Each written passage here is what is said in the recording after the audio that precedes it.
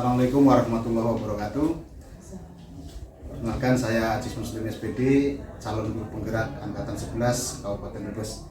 Kali ini saya akan melaksanakan tugas kolaborasi kontekstual 3.1, yaitu akan mewawancara kepala sekolah di mana saya tempat bekerja, yaitu di SMP Negeri 2 Tanjung, beserta Ibu Sri Wulandari Imanides. Assalamualaikum warahmatullahi wabarakatuh, Ibu. Terima kasih atas waktunya, mohon maaf mengganggu aktivitas Ibu di hari ini. Kali ini saya akan melakukan wawancara dengan kepala sekolah di mana tempat saya bekerja, yaitu di SMP Negeri 2 dengan Bu Sri Wulandari Imanides. Dalam praktik pengambilan keputusan yang selama ini dijalankan, terutama untuk kasus-kasus yang dimana nilai kebajikan saling bersinggungan atau untuk kasus-kasus dilema etika. Langsung saja Ibu, pertanyaan yang pertama, selama ini bagaimana Ibu selaku kepala sekolah dapat mengidentifikasi kasus-kasus yang berkaitan dengan dilema etika atau rujukan moral? Iya, kita lihat istilah dilema etika ya. Dilema etika itu kadang bertentangan dengan aturan. Jadi, kasus-kasus ini terkadang memang terbentur atau dibenturkan dengan aturan atau penegakan kedisiplinan dan lain-lain. Karena di dilema etika ini, kasus-kasus hal ini terkadang ada kaitannya dengan masalah moral, rasa manusiawi kita, ya akhirnya kita terkesan tidak tegas ketika mengambil keputusan, karena kembali lagi akhirnya kalau dibenturkan dengan aturan yang berlaku. Jadi ketika menjumpai masalah ini, kita harus pandai-pandai mengidentifikasi masalah tersebut kira-kira memang masih bisa diselesaikan dengan baik-baik ataukah memang harus menggunakan sanksi atau aturan yang tegas. Dan terkadang ketika mengambil keputusan dari kasus-kasus dilema etika ini, memang terkadang tidak memasukkan aturan satu-satunya sebagai penyelesaian masalah, tapi bisa juga dengan pertimbangan, dengan kebijakan dan lain-lain. Berikutnya, selama ini bagaimana Ibu menjalankan pengambilan keputusan di sekolah Ibu, terutama untuk kasus-kasus di mana ada kepentingan yang sama-sama benar dan sama-sama mengandung nilai kebajikan? Ya, biasanya kita identifikasi dulu kasusnya. Apakah kasus ini memang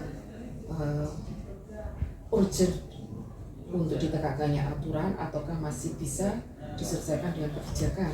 Kemudian kita menggali informasi juga, kira-kira bagaimana dengan masalah tersebut, minta diskusi dengan rekan sejawat, dengan guru di lingkungan tersebut, guru karyawan di lingkungan tersebut, dan lain-lain sebagai pertimbangan kita. Dan juga kita juga tidak lupa untuk tetap ada mengaitkannya dengan aturan yang berlaku. Ya. Kemudian langkah-langkah atau prosedur seperti apa yang Ibu lakukan selama ini?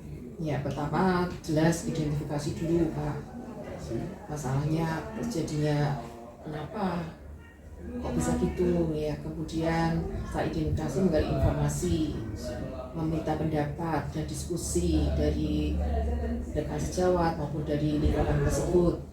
Kemudian mempertimbangkan kebijakan-kebijakan apa yang akan kita lakukan, adakah aturan-aturan yang berbenturan dengan hal tersebut, kemudian juga efeknya atau dampaknya nanti setelah kita mengambil keputusan. Berarti langkah-langkah tadi identifikasi, mencari informasi, kolaborasi dengan teman sejawat atau dengan wakil-wakil ketua Ibu ya untuk menentukan keputusan.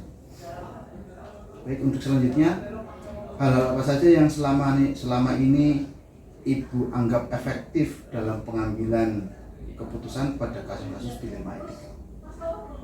Ya, itu kita harus mengidentifikasi secara jelas kasusnya dulu Pak. Informasi juga harus kita gali ya. Kemudian pendapat orang lain juga kita dengarkan ya. Kebijakan apa yang akan kita lakukan itu juga perlu pertimbangan, efeknya bagaimana itu juga kita pertimbangkan juga. Dan tentu saja kita melihat apakah ini sudah tarafnya itu masalahnya sudah berat atau yang melanggar aturan yang jelas-jelas melanggar aturan, itu juga menjadi pertimbangan kita. Untuk yang kelima Ibu, kira-kira tantangan dalam pengambilan keputusan dalam kasus dilema etika itu apa?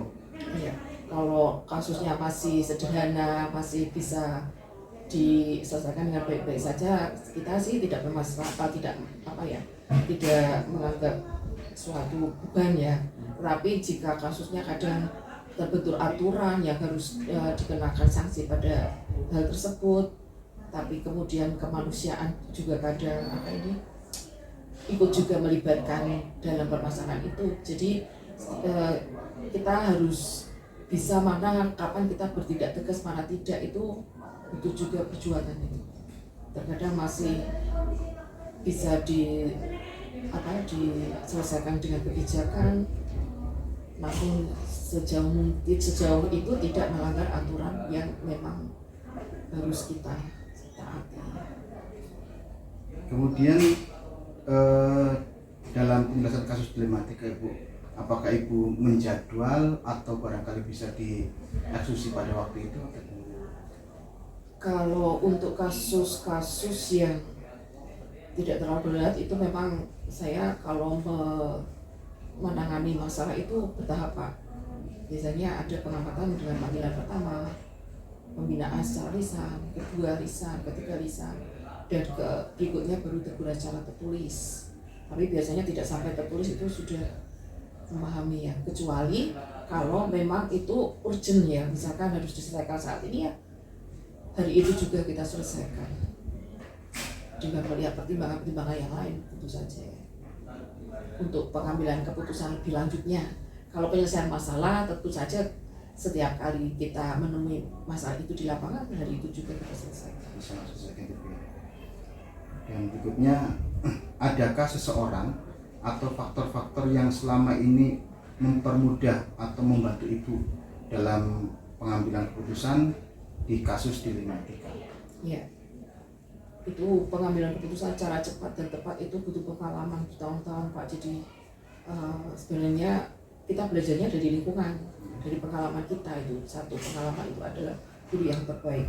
Kemudian dengan melihat permasalahan yang dihadapi oleh pihak lain, itu juga bisa menjadi masukan bagi kita, dan memahami atau kemampuan kita mengidentifikasi masalah dengan tepat itu juga sangat membantu juga. Yang terakhir, dari semua hal yang telah disampaikan, pembelajaran apa yang dapat Ibu petik dari pengalaman Ibu mengambil keputusan dilema etika? Iya, terkadang kita itu di satu sisi ingin menegakkan aturan, tapi di sisi lain pertimbangan kemanusiaan dan lain-lain itu kadang terlibat ketika saat kita mengambil keputusan. Karena itulah ada namanya dilema etika ya Pak. Jadi tidak semua masalah harus diselesaikan dengan aturan secara kedinasan, tetapi juga tidak menutup kemungkinan itu terjadi. Tapi kalau seperti itu kita harus mempertimbangkan hal-hal setepat mungkin, jangan sampai dampaknya ke depan itu merugikan baik saya maupun orang yang bermasalah tersebut. Itu saja Ibu, sepertinya cukup wawancara saya dengan Ibu. Tadi dalam mengambil keputusan memang tidak bisa langsung diambil oleh seorang kepala sekolah, tapi bisa mengidentifikasi terlebih dahulu, kemudian mencari informasi, atau dengan mengidentifikasi, dengan berkolaborasi dengan teman sejawat atau dengan wakil-wakil kepala sekolah, wakil ibu yang bisa membantu dalam hal untuk mengambil keputusan. Terima kasih Ibu atas waktunya. Kali ucapan terima kasih, sekali mohon maaf barangkali mengganggu aktivitas Ibu. Sukses selalu untuk Ibu di SMP Negeri Tanjung. Terima kasih, saya Eri. Assalamualaikum warahmatullahi wabarakatuh. Waalaikumsalam warahmatullahi wabarakatuh.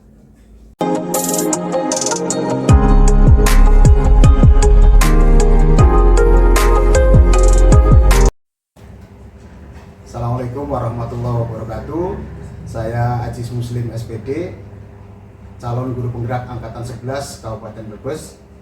Kali ini saya akan melaksanakan tugas demonstrasi kontekstual modul 3.1, yaitu akan melaksanakan wawancara dengan pimpinan atau kepala sekolah dalam kebijakan pengambilan keputusan.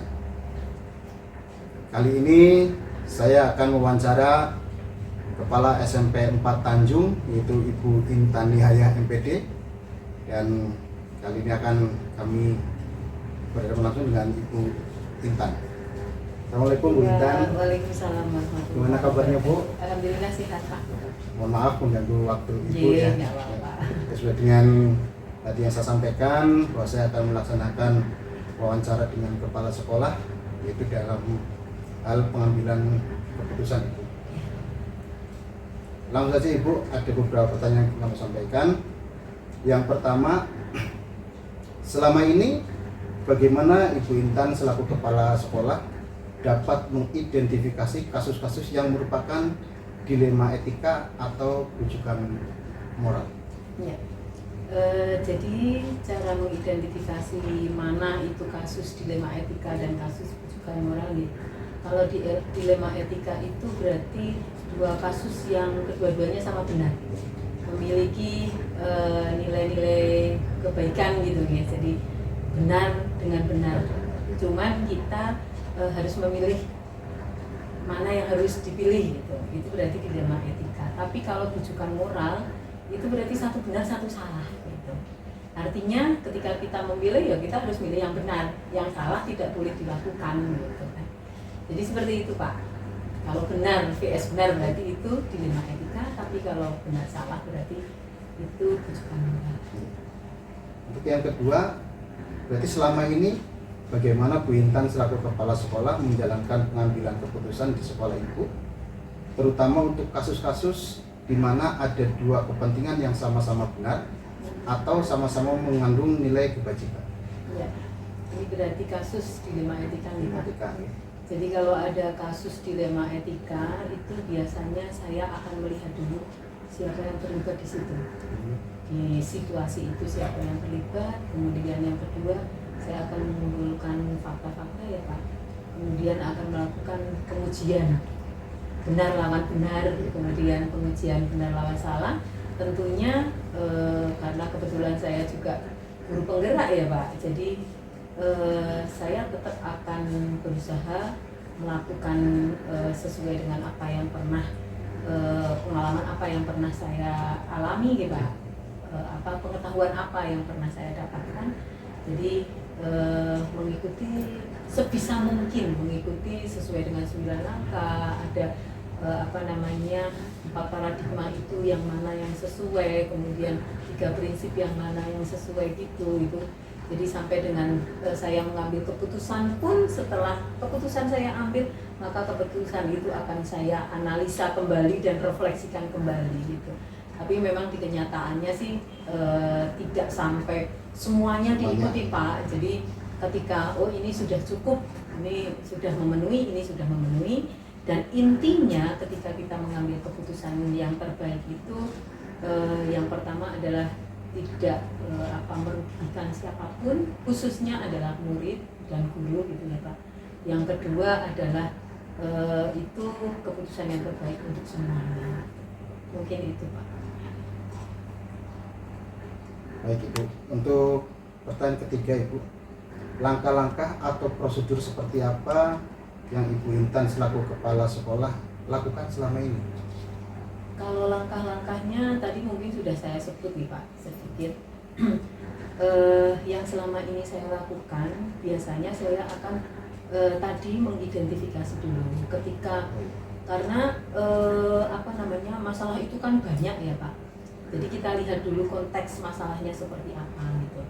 Nah, sebisa mungkin saya akan melibatkan rekan-rekan gitu. Khususnya adalah rekan mungkin di sini karena ada wakil kepala sekolah, ada Pak Ur juga. Jadi saya akan melibatkan mereka-mereka ataupun saya minta masukan ke guru yang senior. Jadi kita akan mendiskusikan ini kalau ada masalah seperti ini penyelesaiannya seperti apa. Berarti selalu melibatkan rekan-rekan itu ya? Tidak selalu sih. Jadi tadi yang saya sampaikan kita lihat konteks masalahnya dulu. Ketika saya bisa menyelesaikan sendiri ya saya selesaikan sendiri. Tapi ketika saya butuh masukan dari mereka maka saya akan meminta masukan dari mereka untuk bergerak. Kemudian hal-hal apa saja yang selama ini Ibu Intan selaku kepala sekolah anggap efektif dalam pengambilan keputusan pada kasus-kasus dilema etika? Ya, menurut saya yang efektif ya itu tadi dengan berkolaborasi dengan rekan-rekan, khususnya rekan senior ya yang mungkin lebih berpengalaman ya. Nah itu menurut saya yang lebih efektif dengan berkolaborasi. Kemudian kira-kira hal-hal apa saja yang selama ini merupakan tantangan dalam pengambilan keputusan pada kasus-kasus dilema etika? Nah kalau tantangan banyak ya Pak. Ini tantangan yang saya alami di sini Pak. Ketika saya awal di sini kebetulan ada guru senior yang guru tapi seperti rasa kepala sekolah mungkin ya. Karena memang selama ini kalau saya lihat di sekolah ini nih tidak ketunggon Pak. Artinya beberapa tahun itu kepala sekolah yang di sini itu bukan kepala sekolah definitif. Jadi kepala sekolah mengampu gitu Pak. Jadi datang ke sini itu tidak yang full dari pagi sampai siang atau 1 minggu full, itu enggak. Jadi kadang ke sini hanya berapa hari gitu. Jadi kan pasti ada seorang guru yang dipercaya Pak. Jadi seorang guru yang dipercaya. Jadi beliau ini kalau saya melihat seperti seperti satu-satunya orang yang berkuasa di sini. Nah tantangannya itu. Jadi ketika ada masalah gitu diselesaikan oleh kepala sekolah, dia tidak mau menerima gitu. Saya itu dari dulu ya kayak gini gitu. Jadi yang dipakai untuk ini tuh ya yang dulu itu seperti ini. Dulu itu kepala sekolah manut dulu itu. Nah, mungkin tantangannya itu Pak, karena di sini ada beberapa senior yang secara usia jauh di atas saya, secara pengalaman juga sama gitu. Nah, yang seperti ini bagaimana saya pandai-pandainya lah untuk melakukan pendekatan. Jadi saya tidak langsung melakukannya langsung sekaligus gitu Pak. Saya melipir-melipir sedikit. Dan alhamdulillah yang di tahun yang kedua ini sudah mulai bisa mengikuti gitu, nggih Pak. Jadi caranya sedikit lah gitu. Karena beliau kan juga orang yang harus kita hormati juga karena beliau adalah lebih senior gitu Pak, mungkin tantangannya. Tapi bisa teratasi ya Bu? Alhamdulillah bisa. Baik Ibu.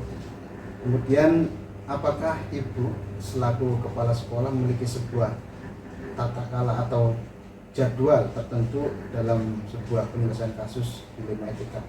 Ya, kalau tata kala ada Pak. Jadi tadi pun saya sudah menyampaikan nih, kalau ada masalah itu kita lihat konteksnya. Ya. Tapi ini masalah yang saya temui. Jadi ketika saya keseharian saya di sekolah gitu kadang menemukan ada masalah terkait dengan anak misalnya. Nah, yang tidak mungkin saya di saat itu juga kemudian saya panggil guru untuk ini enggak. Jadi saya catat dulu Pak. Ini kemarin saya menemukan anak seperti ini.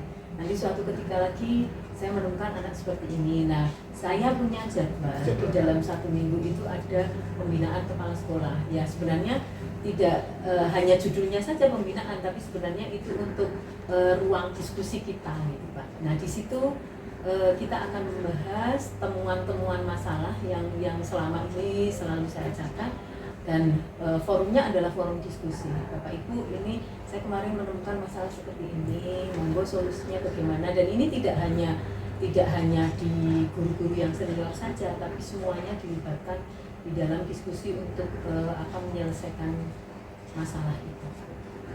Kalau masalah itu juga ada yang pernah bisa diselesaikan langsung? Ada. Jadi tadi kita lihat konteksnya, kalau butuh diselesaikan saat itu juga ya kita selesaikan saat itu juga. Atau mungkin harus diselesaikan saat ini, maka diselesaikan saat itu juga. Gitu. Kita kan di sekolah masalahnya kompleks banget. Iya. Gitu. Kemudian Ibu, adakah seseorang atau faktor-faktor yang selama ini mempermudah atau membantu Ibu dalam pengambil keputusan dalam kasus dilema etika? Faktor-faktornya tadi ya, kita selesaikan dengan kolaborasi. Kemudian yang dilibatkan ya wakil kepala sekolah, kemudian ada kapur, ada guru senior juga, itu yang selalu dilibatkan ketika pengambilan keputusan. Kemudian dari semua hal yang telah disampaikan, pembelajaran apa yang dapat Ibu lakukan atau Ibu petik dalam pengalaman Ibu mengambil keputusan di bidang etika? Ya, pelajaran yang bisa dipetik ya dengan kolaborasi itu kita bisa menyelesaikan masalah dengan lebih efektif mungkin itu. Luar biasa, Ibu bisa mengambil keputusan, manakala bisa dieksekusi langsung, bisa ditangani langsung, Ibu langsung ambil keputusan. Ya. Apabila membutuhkan kolaborasi dengan rekan-rekan juga Ibu selalu membutuhkan rekan-rekan. Terima kasih Ibu atas waktunya. Sekali lagi mohon maaf mengganggu aktivitas Ibu, sudah membantu saya. Ya, terima kasih juga Pak sudah kersa hadir. Demikian hasil wawancara saya dengan Ibu Intan Hinaya, Kepala SMP 4 Tanjung, dalam melaksanakan tugas demonstrasi kontekstual modul 3.1.